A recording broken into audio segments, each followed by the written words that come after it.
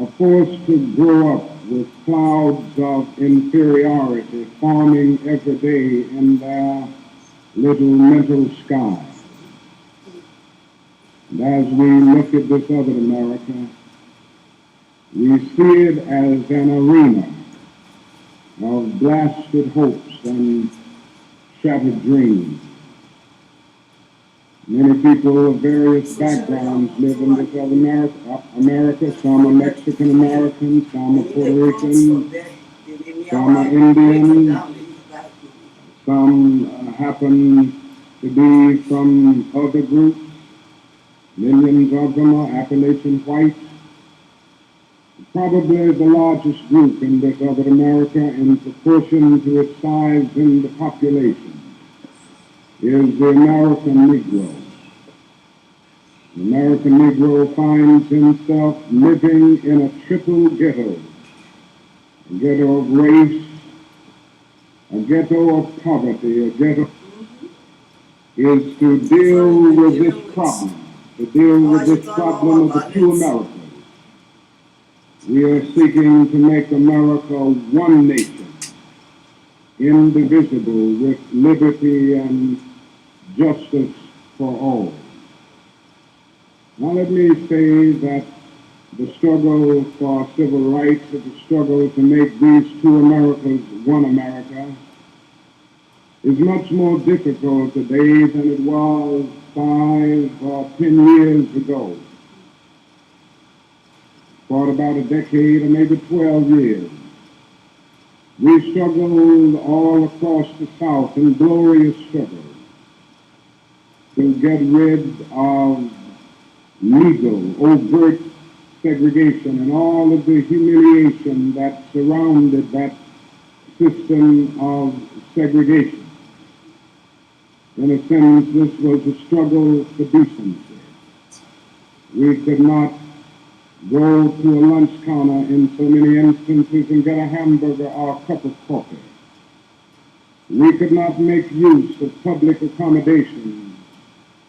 Public transportation was segregated, and often we had to sit in the back, and within transportation within cities, we often had to stand over empty seats because sections were reserved for whites only.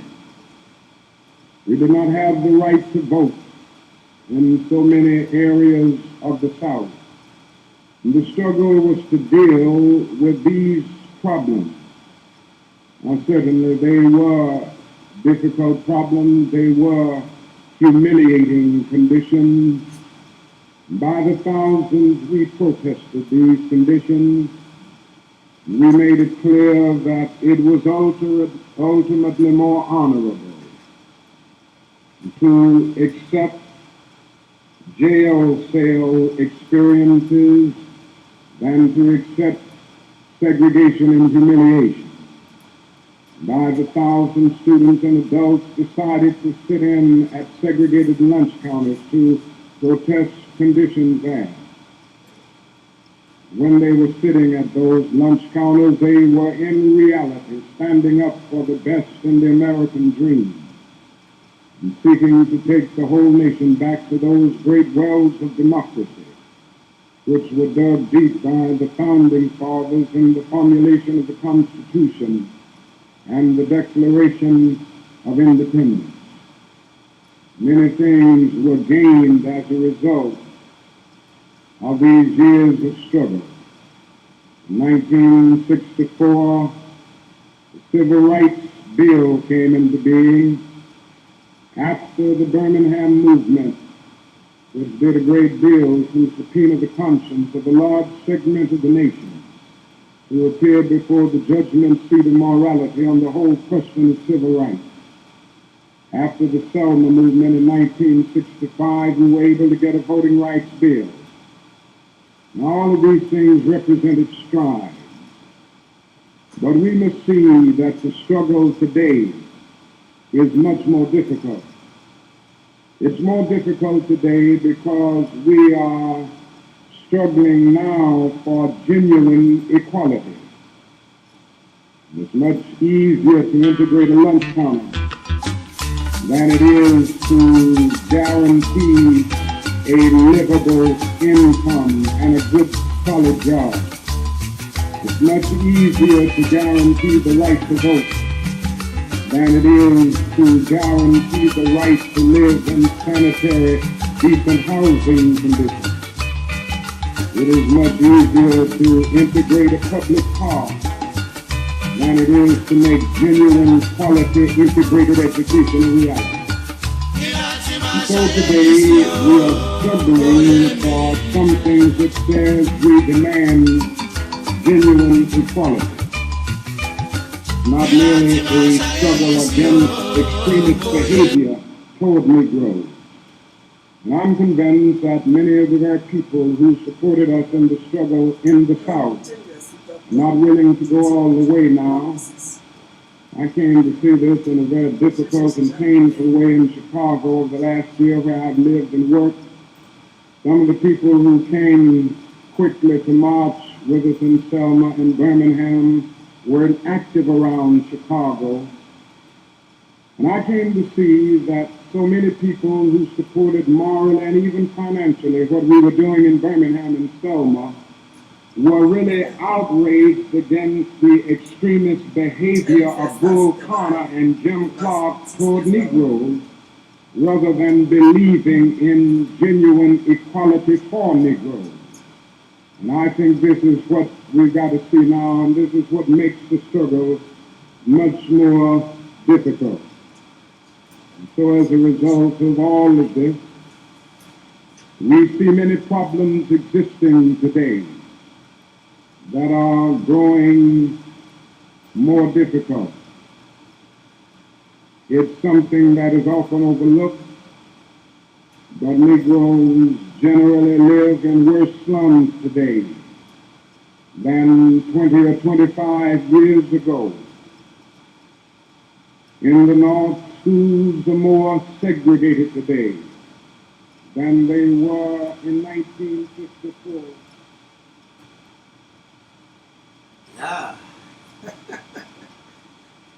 Good afternoon. Welcome again to this special edition of It Happen. This is Guest-Dr.Esther FM Radio TV. You'll be surprised that we come to you in this form this time. Yeah, it is exactly how we want to come because it's very special. And I have a special guest with me.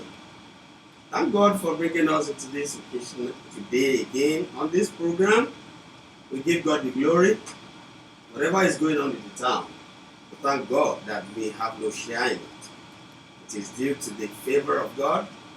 It is due to the grace we receive from God. It's not by our power or by might. We really appreciate God. And we appreciate you viewers for joining us for this program. It's a special edition, like I said, as you can see the topic. And I really do my real homework to get my special guest here today. Yeah, it took me a time, but thank God for being here. It's not easy to get her to be on this seat today. And it's my pleasure to be here with her and have the opportunity to ask one or two questions and be able to learn more from her experience and her vision too. You're welcome to this special edition of It Happen on Guest-Dr.Esther FM Radio TV. We are in Houston, Texas, in America. Thank God for His grace for today. Yeah, as you always know, on this program, it's usually PJ. But today, there's going to be a grace, and we're going to create the judges and apologize for you to know that it's not going to be on PJ today, because my guest is a special guest, and it's going to be English, pure English. Yeah, to the studio, we really invite you to call in, contribute whatever you have as your own version, or whatever you think is an experience you want to share, or to contribute to this topic. Yeah, we have two numbers that will be on our pin on this Facebook. on JokeCB Facebook today. The first number will be 281-406-8830. The studio numbers. Number 1 is 281-406-8830. And the second number will be 346-400-9821. 346-400-9821. You can call in at any time. We will pick your call and the whole world will be listening to you. And definitely I trust my guest. She's good, always ready to answer your question if you have any questions for her. Thank God for today. My name is Omobolaji Akolawole. I welcome you to this program today.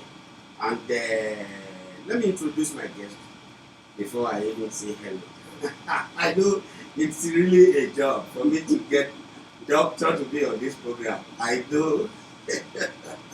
I thank God for it because it's not easy for somebody to leave whatever he or she is doing and create time to come and be on this forum, and I really thank her for that. Yeah, let me introduce my guest to you. I know she's still going to introduce herself to you too, but at least the little I know about her, let me give you a little bit of it. Her name is Dr. Esther Titilayo Ogunjimi. She is an assistant professor and field practicum coordinator at Prairie View A&M University and a contributing faculty at Weldon University. She received her PhD in health service through community health at Weldon University. A bachelor in social work was from the Texas Southern University. She obtained her master's degree from the University of Texas, Arlington, in social work, but with specialization in mental health. Dr. Ogunjimi is a licensed clinical social worker and supervisor, LCSWS. Wow, that's not all. She has worked at Benton hospitals for over 15 years as social worker and 10 years with the Texas State Health Department. She has extensive work experience in children with special healthcare needs, psychiatric, and gerontology. Dr. Ogunjimi's research interest focuses on understanding the intersection between population health and social networks, especially within the African immigrant population. Good. Dr. Ogunjimi started a community health program in Nigeria focusing on promotion of physical and mental health and provision of social services. He is a member of a committee with the Ryan White HIV Planning Council in Houston. Wow, that's a big book. Goodness. She's a mother of 2 children and a member of the Shabi Elite Association of Houston. Woo! That's full load of a portfolio. Though she's here by invitation, and by invitation, whatever she has or her appearance on this program is as a member of the Nigerian community, and her views expressed by her are not that of her employer. That's a disclaimer, and it's registered right there.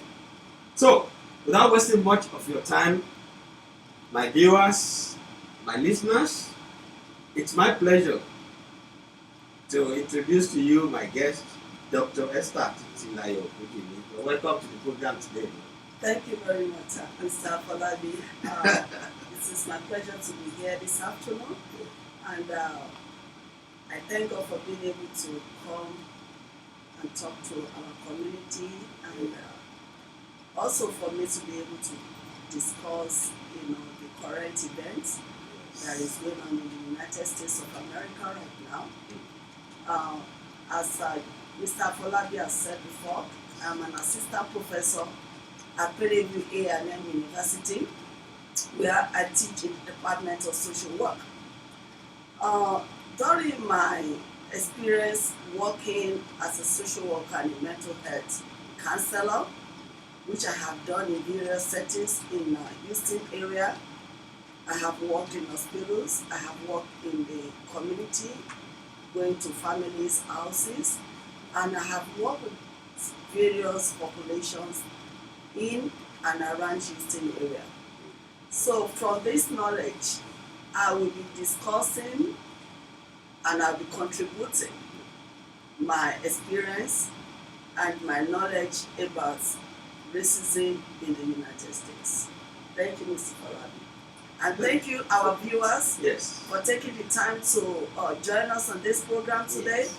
And I hope you will be able to stay with us throughout this program. Yes. And I also encourage you to contribute, call, ask questions about this discussion because it affects each and every one of us as Africans and as African Americans. Thank you. Thank you so much, Doctor. I really appreciate your presence here. With the trend of what is going on now, we thought this as well to bring this topic at this time. Now that everybody is picking it up, talking about it, discussing about it, and when you talk about racism, you know that racism, a lot of people don't believe it exists, but it does. With the recent happening that happened recently, the recent incident that we experienced in America here, especially in Minneapolis, regarding the late George Floyd, it was unbelievable that people can live in an environment where your security is not secure and not guaranteed. And when it's not guaranteed, I don't believe it's supposed to have anything to do with your race. Race has already been cancelled, has already been nullified in America a long time ago. But yet, we can still see the traces everywhere we go, at work, in the class, at school, or even on the road, in the bus, wherever you are, you still experience it, even in the store. Now, let me ask this question so that we can start from there. Racism, especially the type of discrimination we're talking about. Can you please tell us what exactly you know about racism and discrimination? Well, we want to talk in terms of racism. Yes. Actually, from the current trend, I believe Webster dictionary, they're just about to change the definition of racism. Racism, right? Because it is a lot deeper than what is currently being portrayed in Webster dictionary. So the racism, the little I can say about it is the fact that it is the categorization of human beings into different races. For example, we have some group of people that we categorize as whites. We have group of people that are categorized as Asians, some African Americans, some Native Americans, and some Latinos. So, yeah, so we are all classified under these different umbrellas. And for example, African Americans, African immigrants, especially, they fall under the umbrella of African Americans. Yeah. So when we're talking in terms of racism, it is a form of either institutional discrimination, individual discrimination, or cultural discrimination against some set of people. And from the history of the United States of America, as some of us might have learned, either in school or maybe we just overhear it, the African American group, the history behind the African American group is as a result of slavery. They were brought from the shores of from the shores of Africa involuntarily to different parts of the world, and America being one of them. And since this group have been in this country, they have gone through a lot of, I can't even begin to express my feelings, or I can't find the right word to express what they have been through in this country. And but with the help and support of some individuals, including whites and some other from other races, we have made a little bit, or let's say some progress in how African Americans are treated as compared to 400 years ago. But is that enough to erase discrimination? No. Discrimination is still well perpetrated within the shores of United States of America. So when we're talking in terms of individual discrimination, it can be as a result of how you look, the color of your skin, brown, black. Yeah. Because I really want to ask a question about what do you mean by skin color? Because I have never, like one of the demonstrators that I noticed within our social media these days, I said, somebody said there have never been a light color. It's either a light in complexion or a black in complexion, but for people are categorized to be white, right? Well, it is all about perception. Exactly. How we as human beings perceive ourselves. As far as I'm concerned, we are all human beings. And in the face of God, we are all His children. God does not have discrimination about whether you are white, black, or brown, or gray. We are all one race. And that race is human being. But as we know, we human beings, we have a way of doing our own things. So we came up with another perception of how we're going to see color. So that's how we come up with green, white, black, brown, yellow, and stuff like that. And because of that perception, we decided to also apply that type of color perception to our individual skins. So that's how we came about white, black, brown, and yellow. However, through various biological evolution, there are some biological traits that distinguish some race from one another. But there is only one thing that is not different, and that is the blood. The blood that runs through the skin color of somebody that claims to be white is the same blood that runs through the person that is black, yellow, or brown. That's right. So, but other than that, we have maybe DNAs that kind of find a way to distinguish us. Our, melatonin as black people could have been traced back to the environment where we came from, and the environment where it is a lot of sun, a lot of humidity. So that could be the reason why our skin tone differs from our other, brothers and sisters that consider themselves white, or yellow. So that is one of the individual racism that we see. So people look at you straight up from how you look.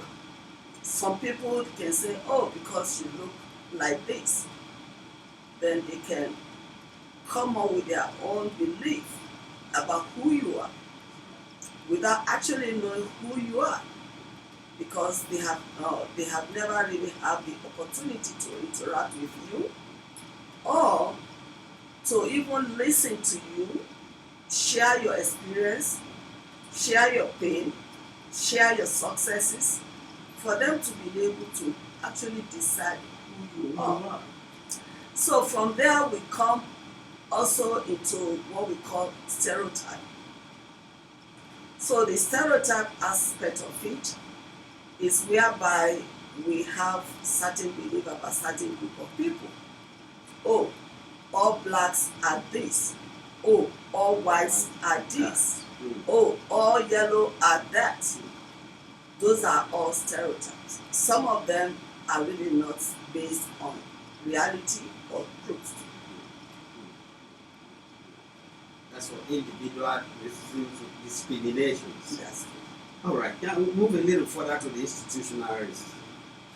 Let's see what we have there. How exactly, especially when you're talking about the education, the economic, do we still have this as well there?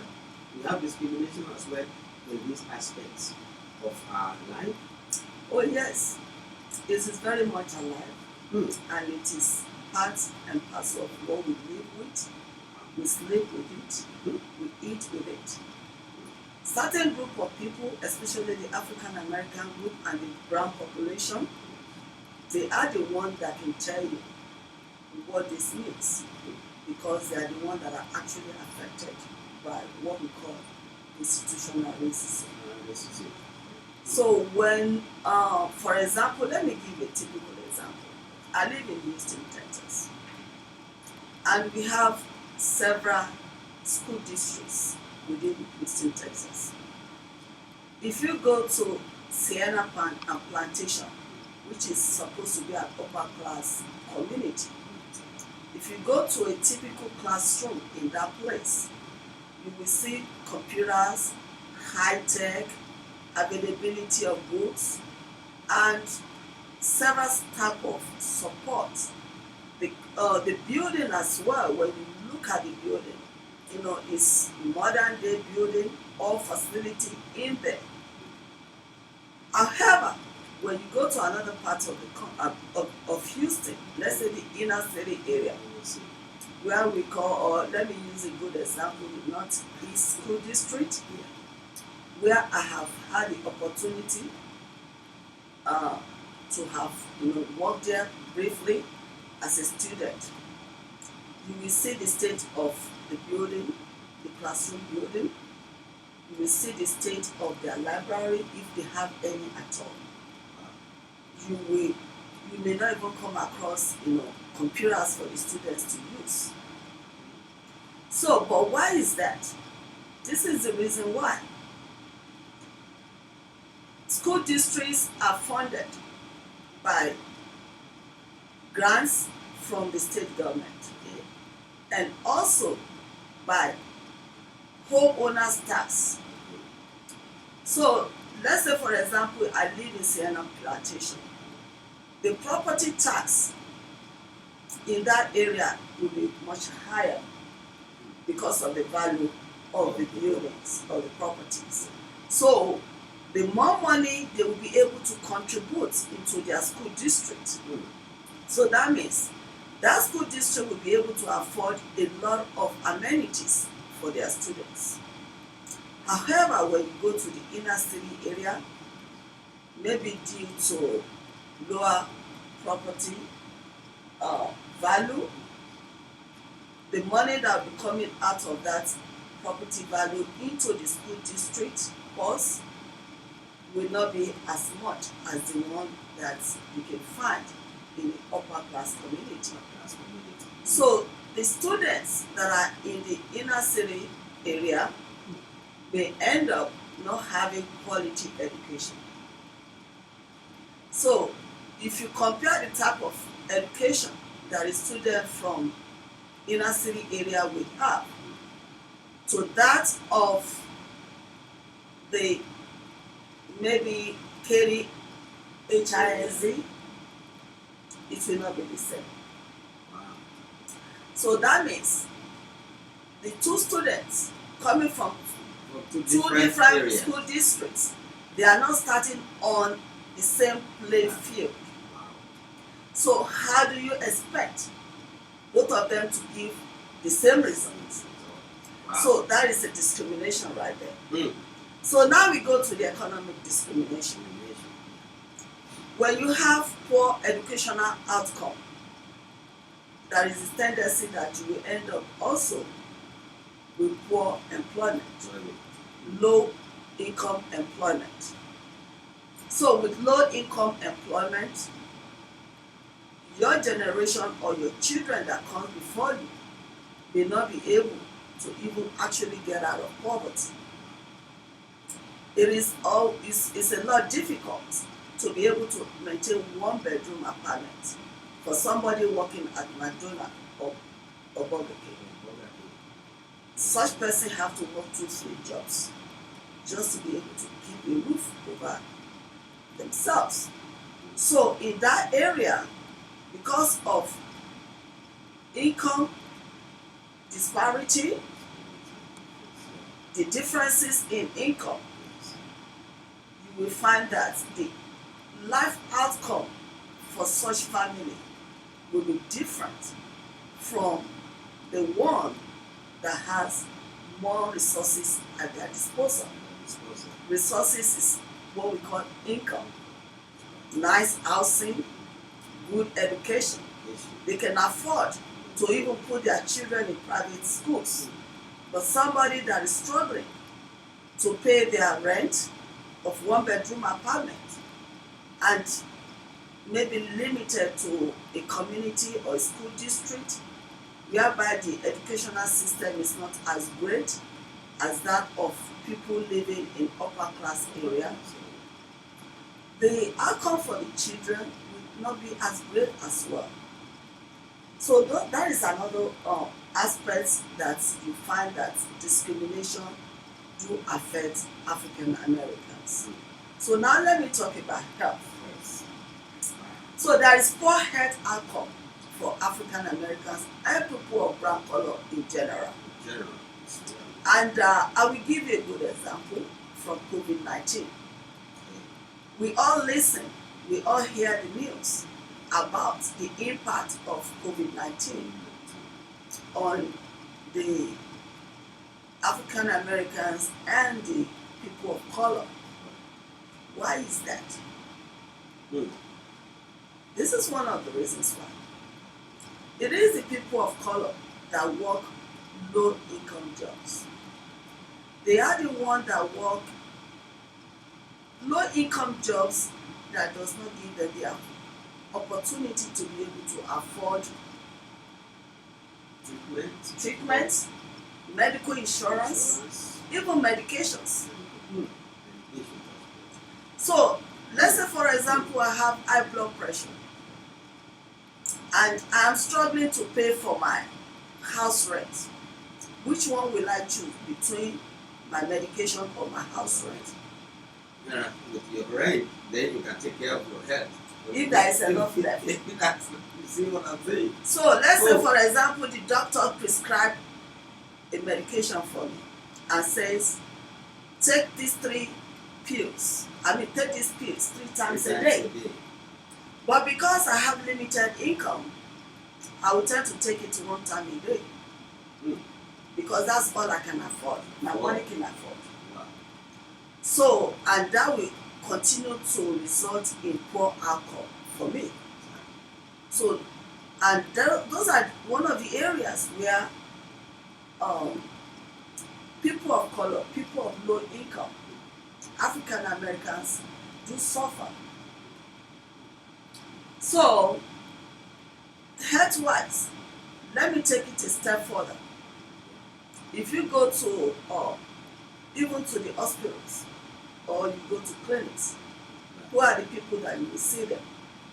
Most of the time, it may not be people that look like me. Like you, that's right. Okay. So, somebody with poor educational background, if he or she is exhibiting some symptoms and they go to the doctor, they may not know how to articulate themselves and to say, this is exactly how I'm feeling. And if the doctor prescribes some medication, they may not know how to advocate for themselves and say, no, that medication is not okay. Or if they needed extra procedure, like medical procedure, they may not know how to advocate for themselves to say, oh, I need you to do X-ray on me. For example, early this year, I was sick with cough. So I kept on going back to the doctor. The first time I went, they said, oh, take this over the cancer medication system. I took it, but I was not getting a relief. So I went to my doctor. I said, I just traveled internationally. And at that time, I was already hearing about COVID-19. So I insisted that I be given X-ray, chest X-ray. Yeah, for that treatment. For them to know what is going on with me, Exactly. because the cough will not go away. I also insisted that I be given flu test. See, one of the reasons why I can do this is because of education. So if I have poor education, I will not be able to know. And the doctor will just send me home with whatever. Some doctors, not all the doctors. So, and then I will start to do home remedy. And with home remedy, my health may continue to deteriorate. So, when COVID-19 finally comes and hits somebody like that already have underlying medical condition, that person is most likely going to be the one that will suffer fatality That's right. from COVID-19. And that is the reason why you have a lot of brown people and African Americans that are suffering mainly from COVID-19 fatality, according to statistics. So there is something we also call cultural racism. The cultural racism aspect of it is the destruction of African American family structure. Family system. Wow. The destruction of the system goes back to the time of slavery. It goes back to when this country went through civil war that eventually resulted in the freedom of the African Americans. However, even though in paper they were free, but the system did not free African Americans. No. The men became the target of Jim Crow laws. That was what we call the lynching. They suffered through a lot of lynching. They suffered through a lot of violence. The families were disrupted.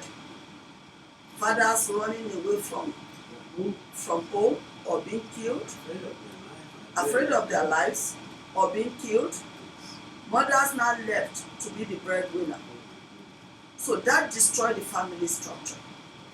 And from that destruction, the effect we can still see up to today. Keep passing on to It keep children, on passing on. children, people inheriting the same system. So it becomes a revolving door.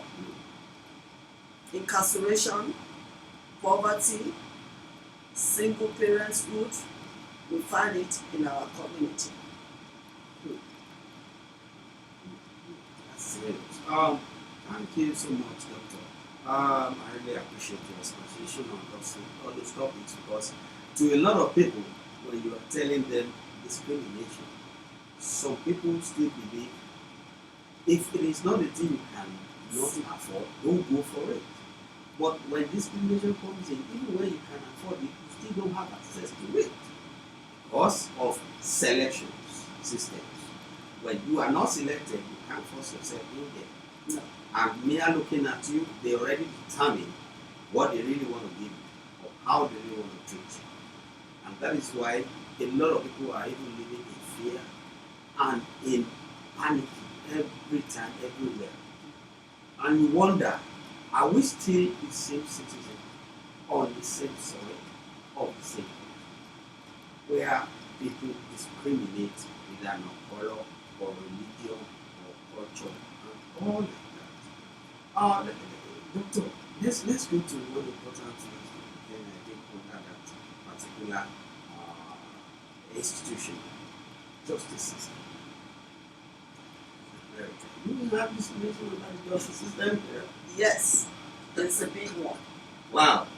And that is what has resulted in what we are witnessing in the last 3 weeks. It has been on for the past 400 years. If you have money, if you belong to certain class, maybe you will be able to afford lawyer, right? Maybe good lawyer. Good. Okay. So you don't have education, good education, you don't have money. Where are you going to be able to afford good lawyer? So now let's take it back. Well, we're talking in terms of justice system. So let's break it down and start from the criminal justice system involves the police, the court systems, and the prison. Who are the people in charge of the court system? I will leave my audience to answer that question. How? When a police stops a typical African American man, a typical African American man with fear, they fear for their lives. They had the notion of what is coming on. Yes. The anxiety sets in. The stress of somebody just stopping me for no reason. The last time I checked, my auto insurance is good. All my headlights, my everything, my tail lights are working. I am driving within the speed limit, and all of a sudden I'm pulled over. And then the police came to me and said, "Can I see your ID and your auto insurance and stuff?" The first question that may pop out of that person's mind is, "Why are you stopping me?" But guess what? That person of color may not get a proper answer from the police. Right from the onset, the approach will be completely wrong. They say, "Just give me your papers." So you hand over the papers. There was no fault with the papers. And then the police may go on and say, "Where are you coming from?" That's number one. Why should that be part of traffic stop? Where I am coming from, why should it be a concern of the policeman? For a reason to pull you over. If I look like a suspect, I would have expected to be told, "Oh, you look like somebody we're looking for."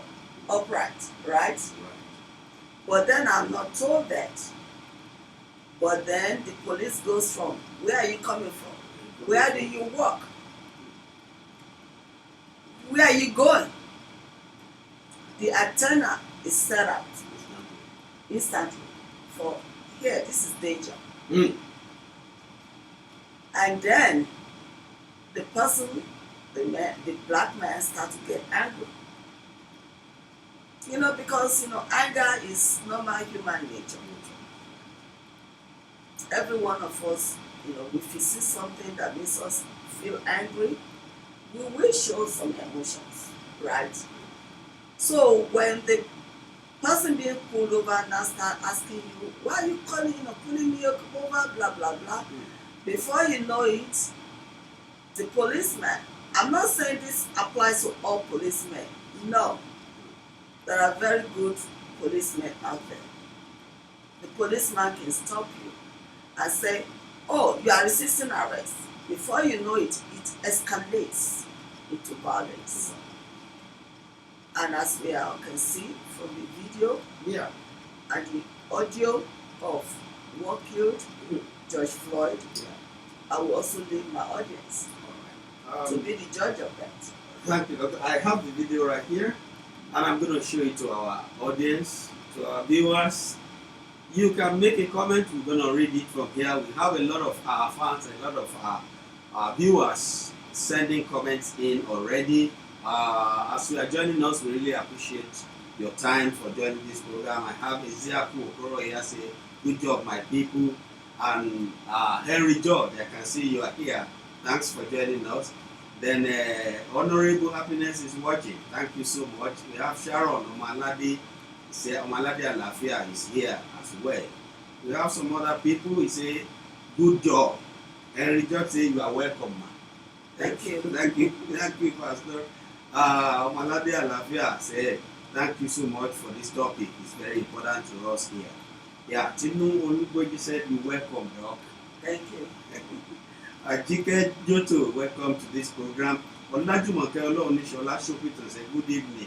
Good job. Good evening. Thank you so much. Princess Ola, all the way from Dublin, joining us and watching live. Thank you so much for this. We really appreciate the time.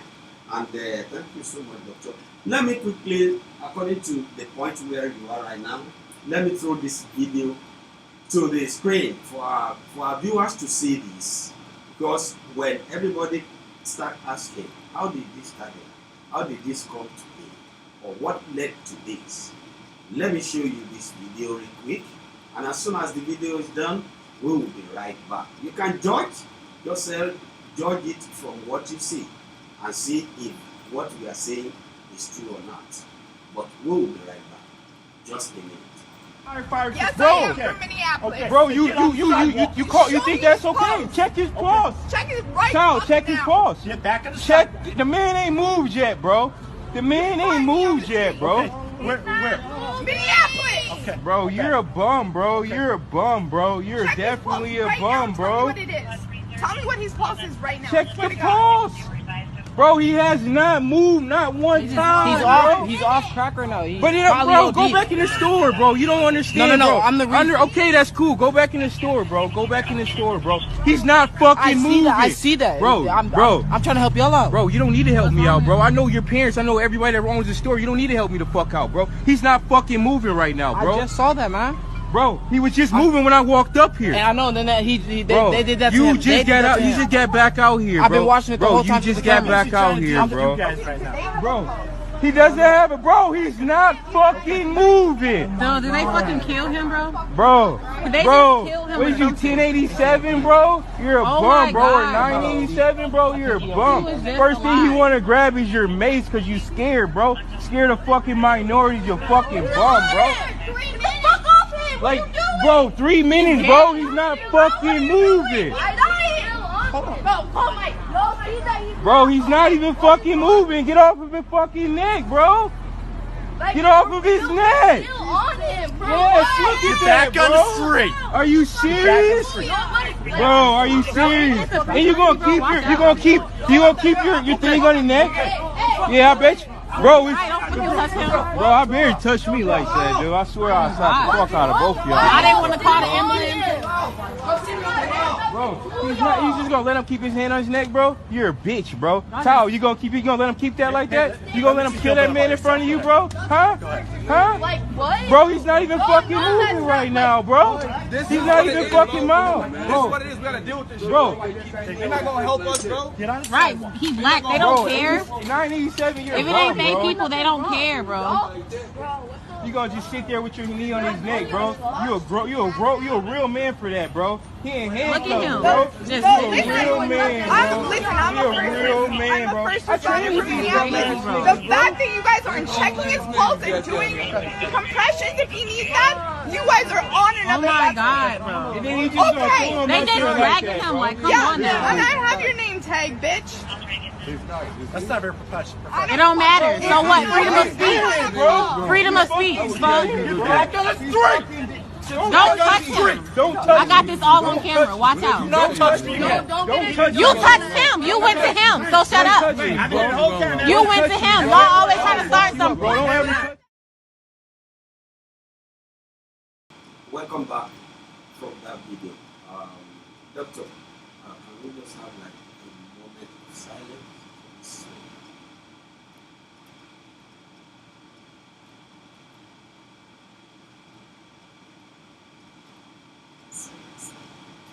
Amen. Amen. Viewers, with what you see and what we are talking about and what we're still going to be talking about on this program. You can join us in this discussion. We have a number pinned onto the screen, and let me repeat it again. The first number is 281-406-8830. 281-406-8830. The second number is 346-400-9821. 346-400-9821. And if you send your text, your opinion through your text, we'll be able to read it right from here. Welcoming you, Yetunde Ogunleye, and welcome to the program. Say good evening, Doctor. We appreciate you for joining us. Good evening, Mr. Gulaya. Doctor, with what we have seen, where are we going from here? Is we require the unity and coming together of the civil society.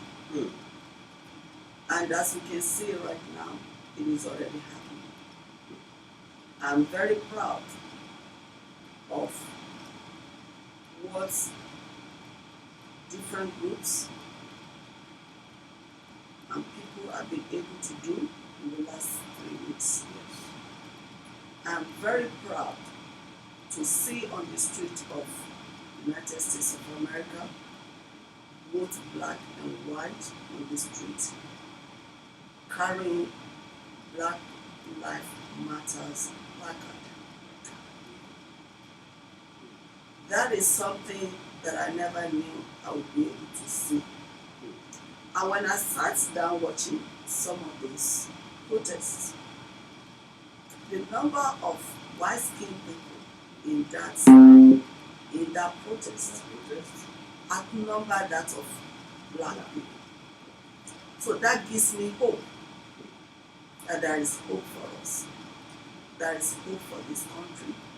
There is hope for us to move from discrimination and racism to move into a global village whereby we can see each other as just individuals and deal with each other as individuals.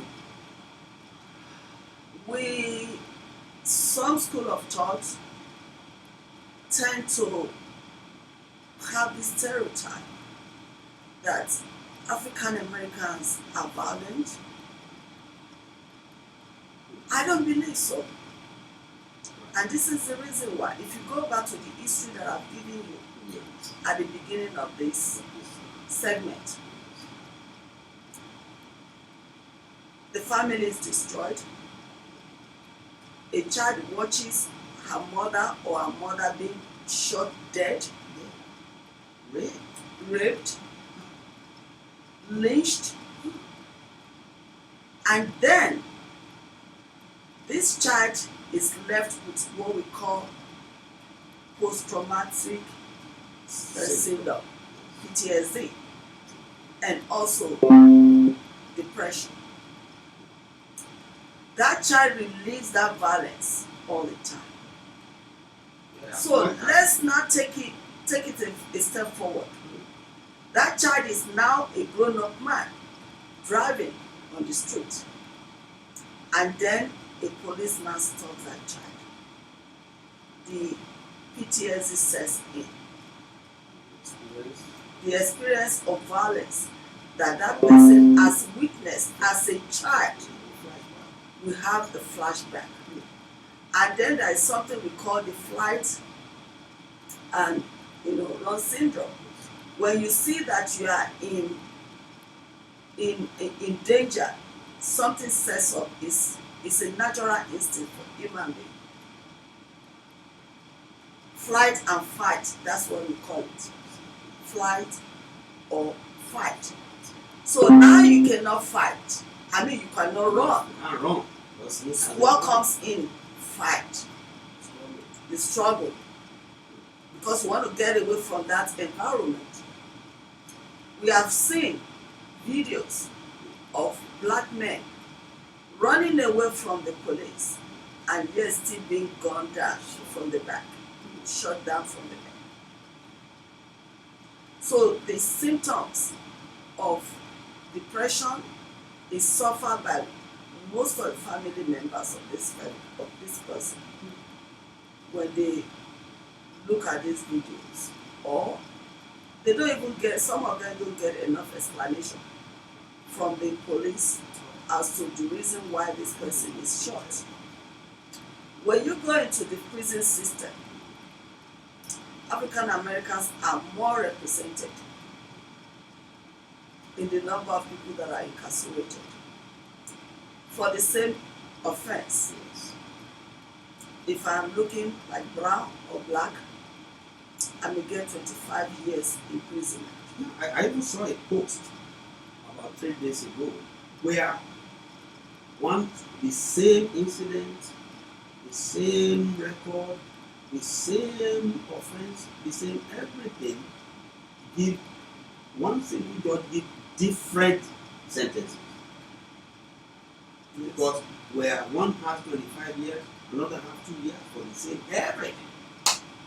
And you wonder, where is this leading us? Those are the things that fall under racism. Because if you look at the judge that gave that sentence, you will understand why it is coming from. And that's what we call, structural and systematic racism. It is not written down. It is a code. There are some people, there are some individuals that devote their lives to the job of continuously trying to pull down the black man. It is reality.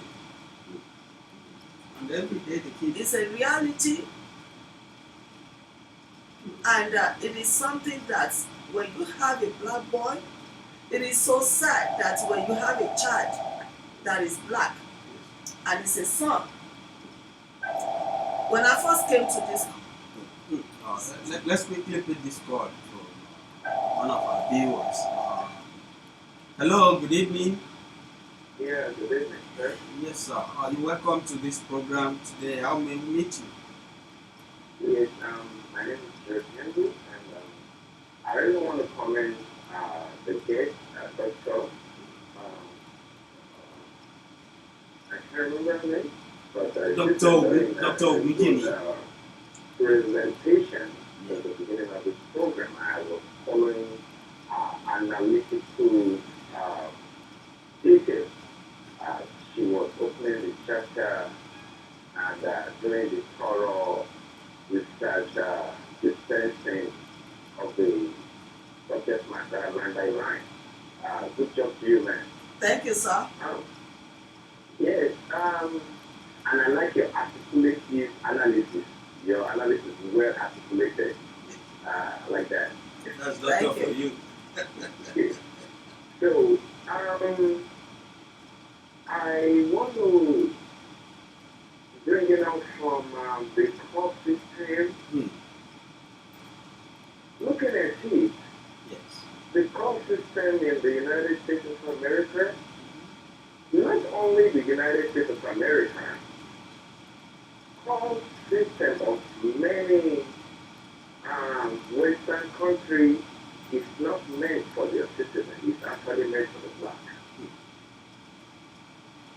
That is the end result of racial inequality. For instance, in China, if a Chinese and an African get into argument, the police will arrest the black. They tell the black and do nothing to their own citizens. I will call them that. Look at the way China is going all about now, doing all this stuff. That is not even America. Now, here in America, the same thing applies. So, should we categorize that act as a general discrimination for the black? That is my first question. And number two,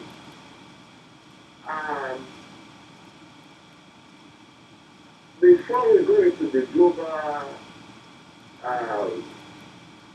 tribal discrimination, it actually still happens from the grassroots.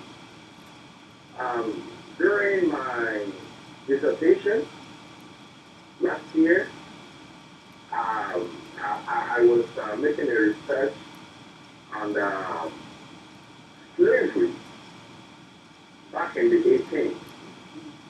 And even among the blacks, even within the socio-cultural circles, there are discrimination. For instance, we both came from Nigeria. We are speaking the same language. There are discrimination within the socio-cultural circle. That is where discrimination started from.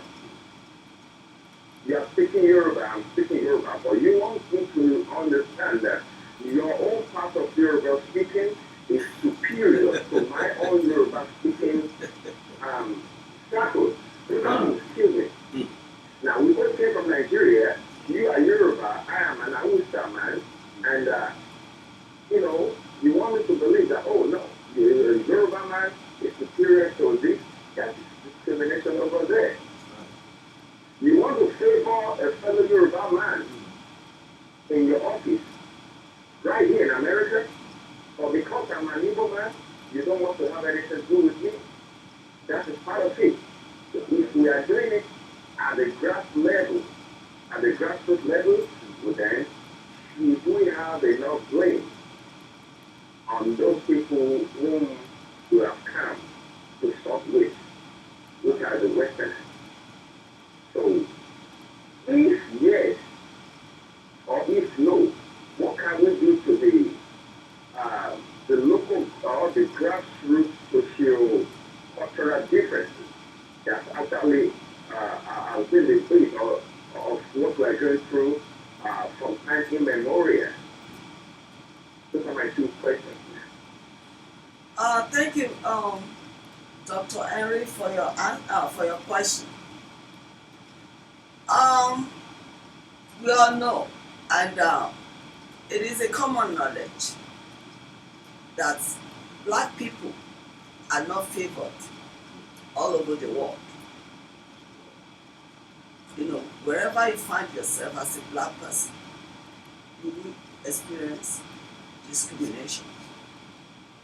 Some of the people that we go to live with, they are very receptive. They are very nice to us. But some, at the same time, they don't like to see our faces. And why are blacks all over the world? If they may ask themselves, two reasons: slavery and colonialism. Slavery was the reason why black people are scattered all over the world. Colonialism is the influence of the Western world in Africa continent. As we talk right now, the influence is still very much alive. A typical African leader will collude with their colonial masters, take the wealth or commonwealth of the people, take it out, and go and deposit that commonwealth in the land of the colonial master. So the people are left with poverty and all sorts of things, diseases and stuff, war, introduction of weapon of mass destruction, guns, and stuff into the African continent that resulted in unending war. So while two groups are busy fighting each other, the people that gave them guns will be busy taking the wealth of that country out. So that is number one. Yes, we have what we call discrimination against the African race. So the one between ourselves, If we go back to the Bible, even though I am not a religious person, but I do believe in God and some teachings in the Bible, we see where the history of bias came from. When a father, Abraham, who is supposed to be the father of all, decided to give blessing to one child and then castigate the other. Those are our brothers in the Middle East.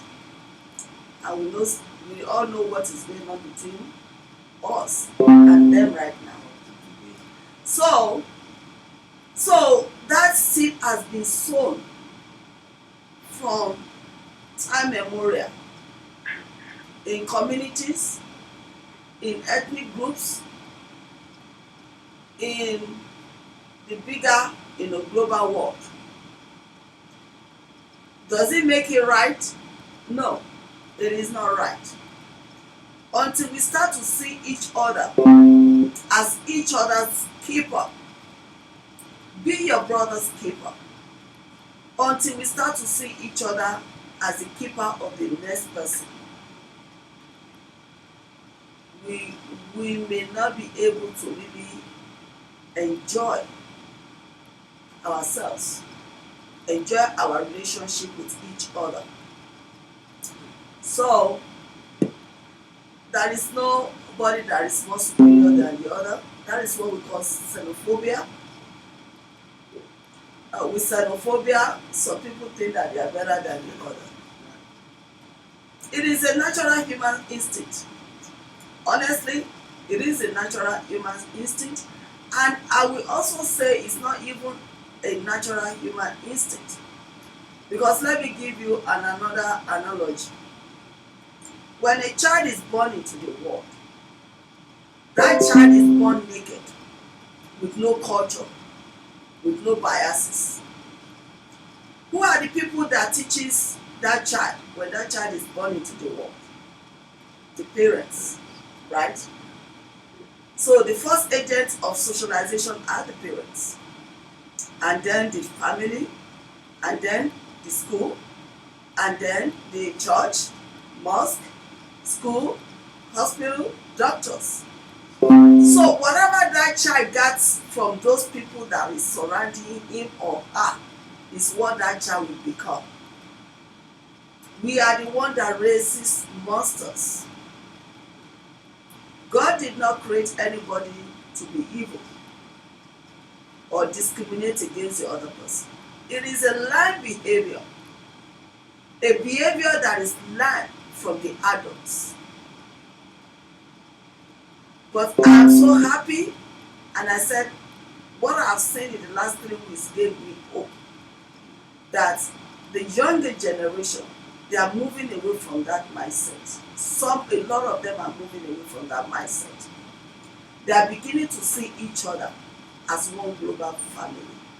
And when I think this generation, this younger generation, are the one that will set the pace for we, the older generation, that we messed up, so we can do a better job of how we see each other. Really? No, I was Dr. George. I was even going to that question. I just wanted Doctor to actually get a little more points to you to satisfy your 2 questions. I was even going to there. I was going there because I really want to ask, with the video we played just now and the one we have at hand right now to play, I really want to ask Doctor, maybe after this second video, why now? How come it hasn't come up like that? How come it's at this point of judge floor? Everybody now decided to know this is the pin point. This is the line. Let me quickly put this second video. Dr. George, really appreciate you, sir. Thank you for your questions. Yes, the second question. The second video, I understand if they call it. All right. Now, I really appreciate if you call it the second video. after the second video. Thank you so much, sir. Really, let me quickly put this second video because I think this will be to touch you as well. And it will touch all our peers again as well. That, this is happening. It is happening and it's real. Let's go. Stop, bro. What's your password? What's your... Don't do this, bro. Stop, Josh, stop. Stop, bro. Stop, Josh, stop. Stop hitting him, bro. Just stop. Just stop, bro. Stop, bro. What's your password? What's your... Don't do this, bro. Stop, Josh, stop. Stop, bro. Stop, Josh, stop. Stop hitting him, bro. Just stop.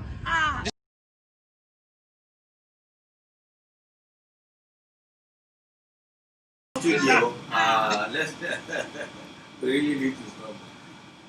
With this second video, doctor, and more of it that have been happening before now, how come at the point of judgment, late judgment, everybody picked their band, everybody picked their band, everybody picked their own display, and unrest here and there? Why now? Well, my explanation for that would be because I believe in omnipresence. I believe in the supernatural power. My explanation for that would be it is because God has chosen it to be so. It is time for it to be. And that is the reason why it is. It is not because there had not been more killing before George Floyd. It is not because there had not been more violence before George Floyd. But it is because it is time for it to be so. And I take this opportunity to thank all those people that have been involved in keeping the movement of Black Lives Matters in the forefront. Some of them have suffered some job losses. Some of them have been, suffered injuries and stuff. But they keep it going. Our children who are considered African Americans, they are out there. Exactly. Protesting as well. Even when the fathers, the mothers, the adults are trying to keep themselves away from God, the children are out there. They'll go out there and protest. Because it is the time that God said is time. It is time. And believe you me, doctor, it's all over the world. It is all over the world. All of a sudden, the whole world woke up to the fact that honestly, African Black people have been disenfranchised, have been maltreated. I'm not saying that we are holy ourselves according to the last speaker, because we do discriminate against each other as well. Some of the problems, some of the things that we are suffering right now, it's as a result of what we did to one another. Going back to the history of slavery. If our forefathers were their brothers' keepers, probably that will not be, slave trade. They failed us, and we are suffering the consequences. The people that came to the continent, they came in search of resources for development of their countries. They found the resources, and they also found us as part of the resources, and they took it. Some of our forefathers helped them. That's exactly to do where. it. That's exactly And where. they, after, slavery is bad, let's stop slavery and stuff. They came up with another technique, and that is the technique of divide and rule. And that's the reason why an African immigrant may get up and say, "Oh, I'm better than African American." No, you are not.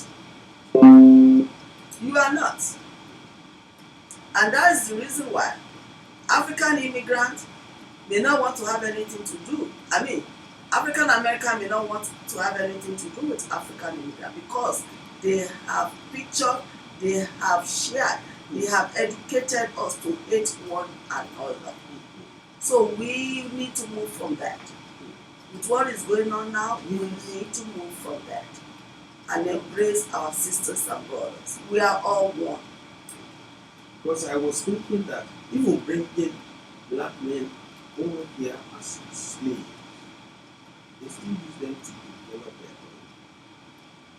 They still contribute immensely to boosting their development economically and at the same time socially, because some of them still get married to the slaves and they brought them children that are still existing like that. But at the same time, this period, especially with what we see these days, the demonstrations and the protests everywhere, involving other countries, not really only in America, everybody keeps to believe that this time around, it's not a matter of revenge, but it's a matter of equality. It's a matter of showing love to one another. Honestly, that let's all admit that we have failed. The same. Why can't we be the same? Must we protest before you can consider me as somebody that of the same level or of the same human being? I listened to one confession from one of the high rank officer recently in a post that I read about 4 days ago, and he said he was part of the police. I saw the video as well. Oh, you saw it, doctor? I saw the video. At the stop of any of the black man, the notion is they are already. The question they're going to ask you is different from the question they're going to ask a white man if he stopped for the same offense at the same location. Let me quickly pick this call. Excuse me. Hello, good evening. Oh, yes, I'm calling back. Oh, thank you so much for calling back. Yes. May we hear you, sir? That made a very fascinating point just now. That let's admit that we missed it somewhere. Let's all admit that we made a mistake. Okay. When we made a mistake, do we need to stay and rotting in our errors? No. Okay, we made it. What's next? What's next is what this generation is doing right now. Yes. Exactly. And the mentality on some even some African immigrants, like myself, we do like look at the doctor now.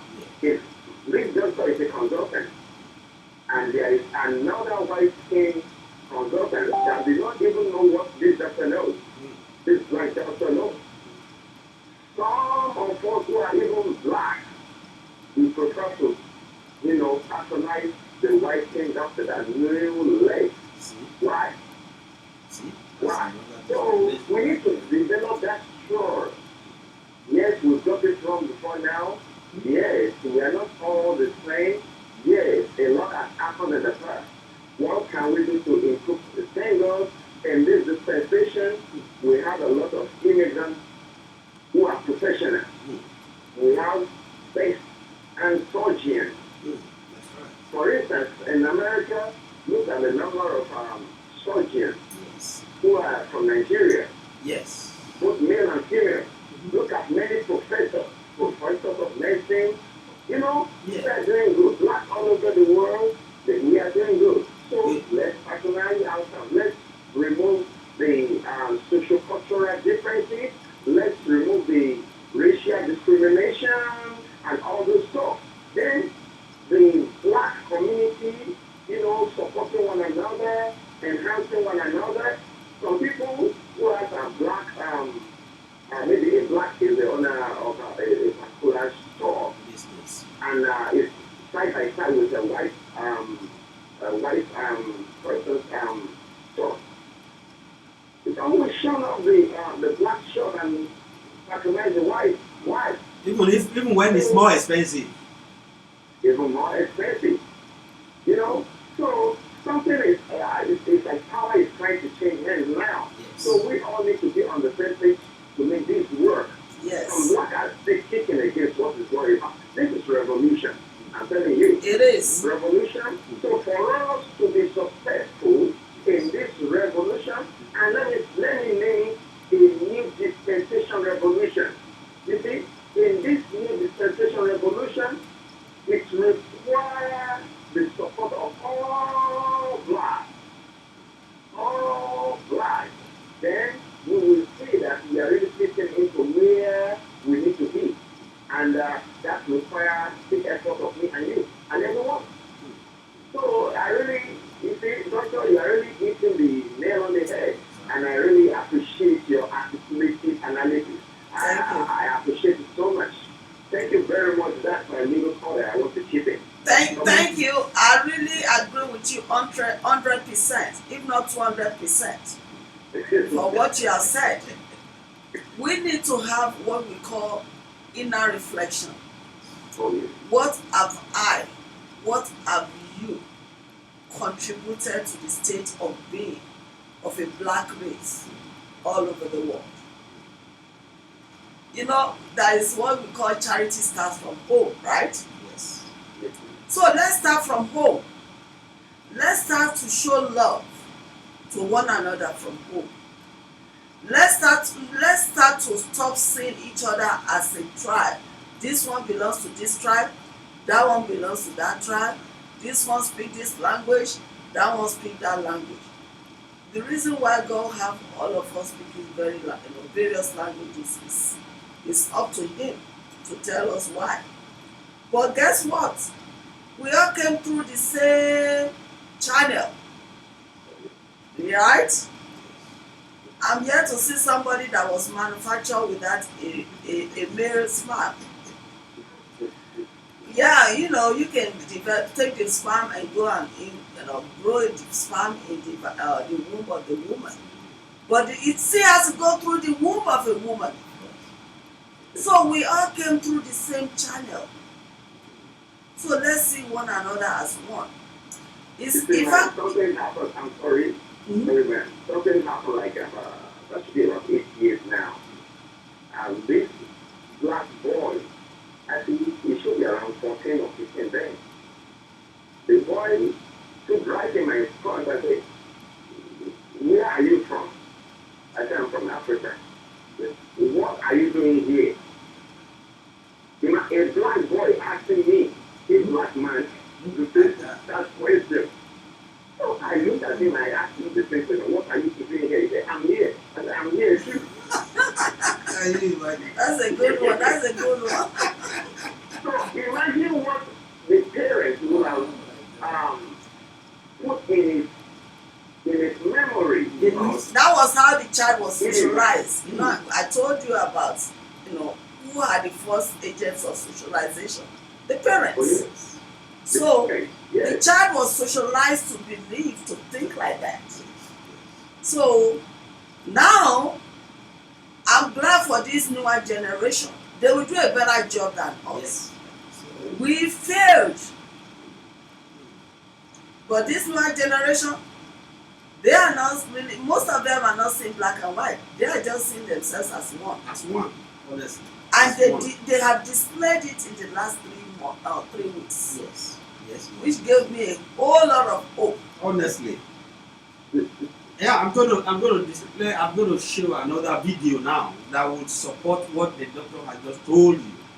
For you to see in this demonstration, you see every color you can imagine. Pursuing the same goal.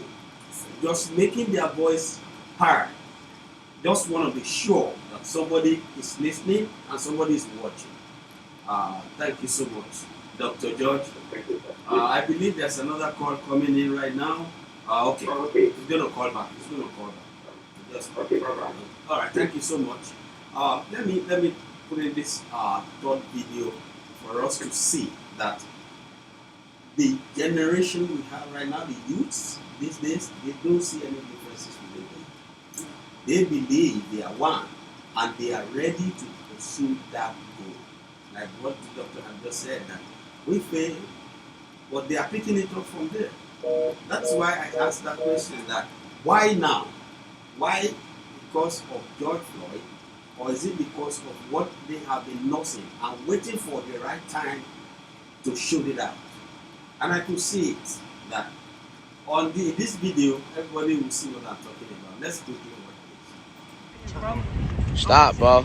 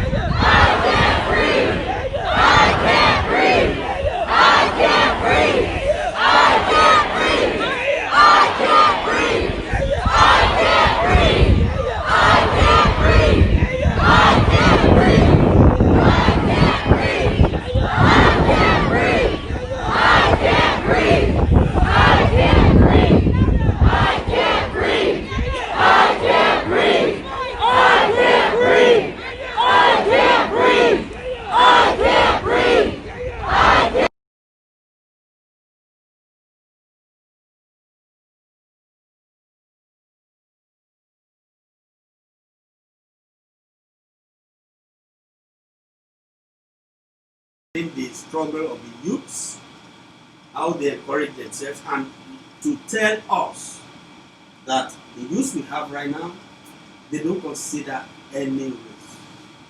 They see themselves as one, and you can see from different types of color you can imagine. They are all pursuing the same goal, believing that this time, this is the need of it, and we have to let everybody know that we are not taking it any longer. Doctor, from now and from what you see, before you go, what would be your advice? What's your remark and your advice for us and the youths and for everybody watching and listening? First of all, you know, there is something that is saying, my people die for lack of knowledge, and that ignorance is what? A disease. A lot of us are ignorant, and there are, I mean what I say, educated ignorance. It does not matter. You can have PhD, you can have a medical degree as a doctor, but you may not actually have the knowledge about what we call race and history of the world. So we need to educate ourselves first. When we educate ourselves, it gives us knowledge. And from the knowledge, we start to have a different perspective about life, about people. Even some things, some beliefs that we have held for so long. If we take the time to educate ourselves, we may start to find out that those beliefs are wrong beliefs. For who I am today, other than God, it was an African American that made me. He had been my mentor.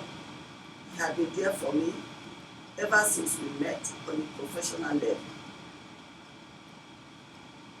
I see him and his family as my family. I have African American friends, colleagues. Why are we so afraid from one another? Why are we so afraid? We are afraid of the unknown. We are afraid because of what we have been made to know.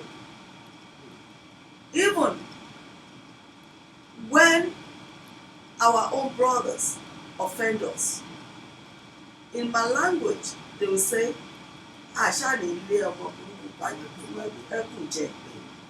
it means we will not drive away our own child because they are bad. For the vultures to take to consume that child. Just like I am human being, a typical African American is human as well. I can err and they can err. A white person can err, a black person can err, a brown person. When we start to go beyond our limitations, our weakness as human beings, we can start to feel love for one another. One time my house was broken into, and then the police came by some group of young African Americans, 20, 21 years old, 24 years old. And the police came and said, "You want us to press charges?" I said, "No, I'm not pressing charges. I've been stopped, I've been robbed at gunpoint by somebody that looked at me. Does that take my love away from them? No. Because my own person, the person that I speak the same language with, could have done the same thing. Right? We all, when we go to Nigeria, we talk about insecurity and stuff. Is it African Americans that is doing that to us? No. Our own people that speak the same language with you, right. People that sleep in the same house with you. So rather than us, stereotyping each other, labeling each other as bad, let's try to just say, if this person offends me, if this person do something wrong to me, this person is still my blood.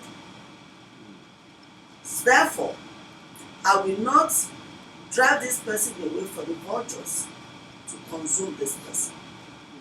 So I'm going to embrace this person.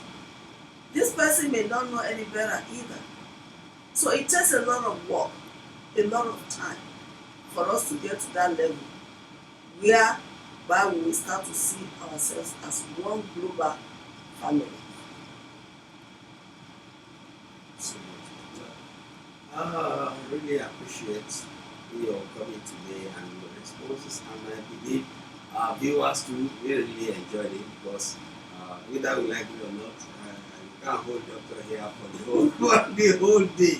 At least she really tried by giving us her time, giving us share her experiences, share her knowledge, and throwing more remarks to it to let us know that for us to stay safe and live together, we have to forgive each other, we have to embrace each other, and we have to appreciate each other, celebrate with each other, bond with each other, and do everything with each other.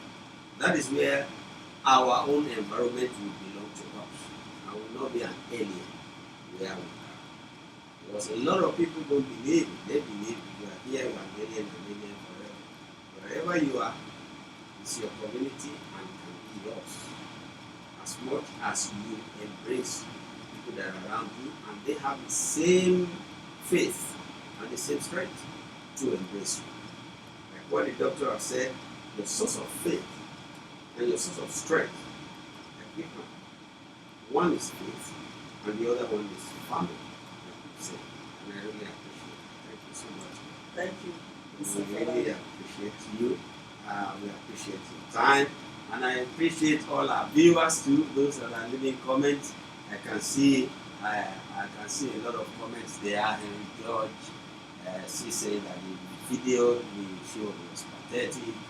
And I can see Tilo, you said it's very sad. And wishing you. Thank God for everything. Things are taking shape. And trust me, let us believe in what people are doing. And the motion and the belief of our youth these days is that we're going to get there. Yeah. And we are going to get there by the grace of God. Thank you for your contribution. We thank you for your time. We thank you for joining us. And I appreciate Doctor. Thank you so much. Thank you, viewers, for spending your time with us. And we appreciate you. God bless you. And we say, may God continue to strengthen you. May God continue to bless you. May your oil never dry. Amen. Thus your resources continue to increase. Amen. And I believe when we call you again for something else, you always want to tell us. Amen. And this company will continue to grow from strength to strength. Amen.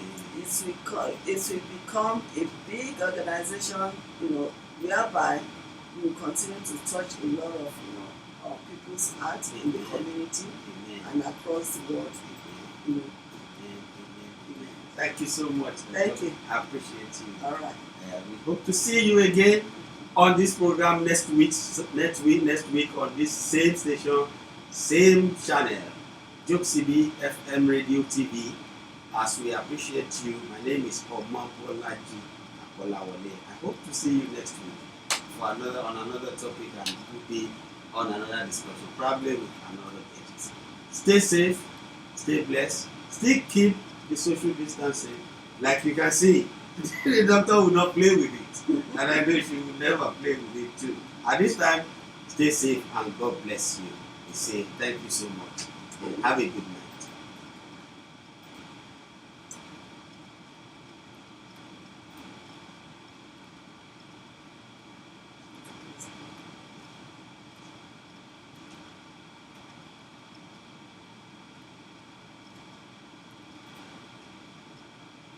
Is another America. This other America has a daily ugliness about it that constantly transforms the brilliancy of hope into the fatigue of despair.